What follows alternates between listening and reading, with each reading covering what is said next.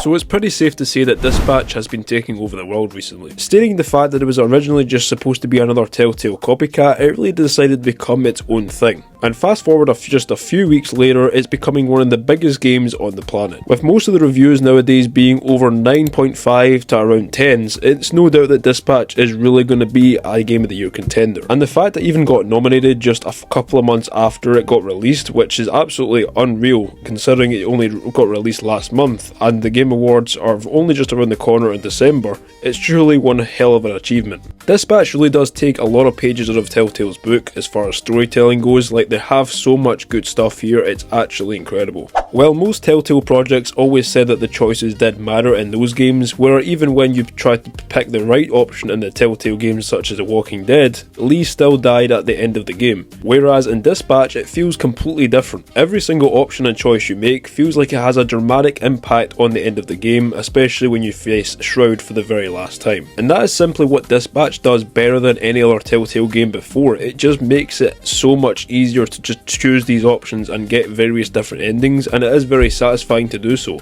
And the options you pick at the end of the day do actually matter, especially if they are in fact making a Season 2 to this game. And I gotta say that Shroud probably was one of the best interactive game villains that we've ever seen in any kind of media. I would 100% say that he is on par with Carver from The Walking Dead Season 2. I think these guys are the top best interactive villains that we've ever had, and one of, if not the best relationship, has gotta be between Rob and Chase in this game. It feels like throughout the game these guys definitely do have the strongest bond, and it's really sad to see when Chase eventually gets a heart attack after saving Invisigal.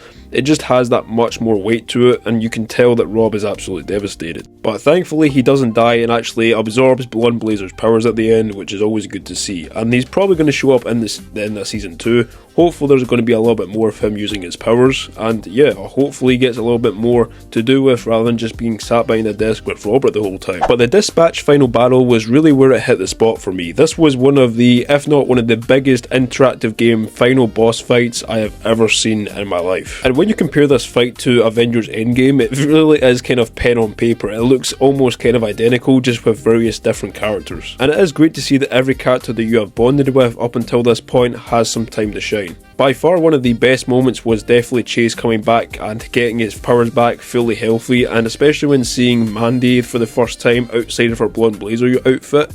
That was 100% one of the best moments that we've ever seen.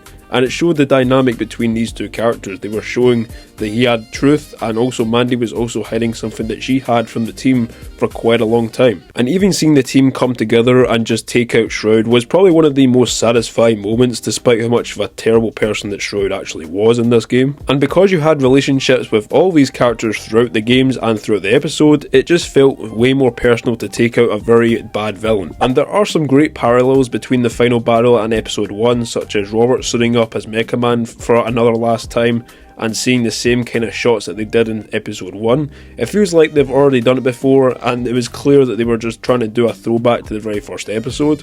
But it just feels like it all comes together at the final battle. And why would the game be called Dispatch if you didn't do any sort of dispatches whatsoever? Well, you obviously do way more dispatches than you probably should do in the episodes. I think there's around maybe 1 to 2 dispatch segments in each episode, which I think is a very reasonable level design. I think they could definitely do a little bit more, maybe include a 3rd level because the game is called Dispatch. But you know, I think they had to tell as much story as they could, especially with how long the story was in this game as well. I think they really could have done without the hacking levels, because I'm certainly not a big fan of puzzle stuff. I've never really been a big fan of puzzle stuff at all, and I think a lot of people just did not like these at all. And I think they did get a little bit more repetitive as the episodes went on. I think they definitely could have done with just a few on each level. They didn't have to do it every single episode, and it definitely would have taken a lot of more strain away just from just trying to enjoy the story and not worrying about all these hacking levels. But the big debate that everyone has been going around most recently is the, of course, Invisigal and the Blonde Blazer dispute and who you should date throughout the game. I mean, it really doesn't matter, it's obviously personal preference, but by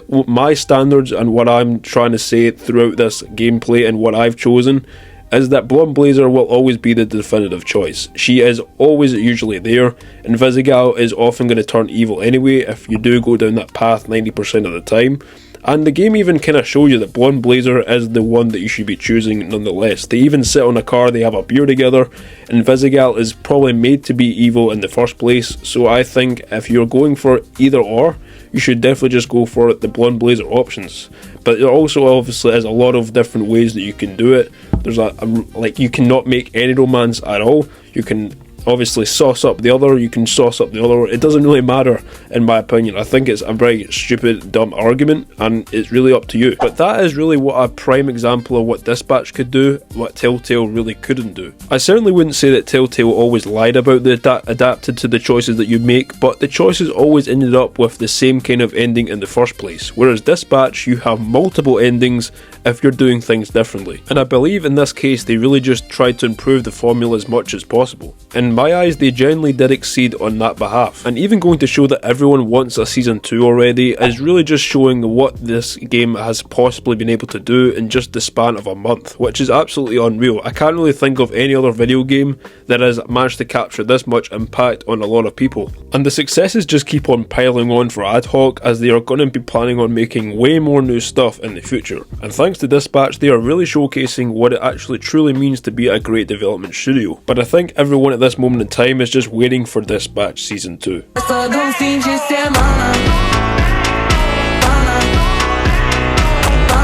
But of course guys, let me know your guys' honest thoughts of Dispatch down below. Have you tried it out? Do you think it's been mediocre? Do you think it's a 10 out of 10? Do you think there will be a Season 2 at the end of the day? Or do you think it is just a one-hit wonder? But in my personal opinion, I genuinely believe that AdHoc Studios is really onto a win here. And of course, if you guys enjoyed the video, make sure to leave a like down below, or if you didn't like it, change it to a dislike. And I highly recommend you check out this video that's on your screen now. Take care, and peace.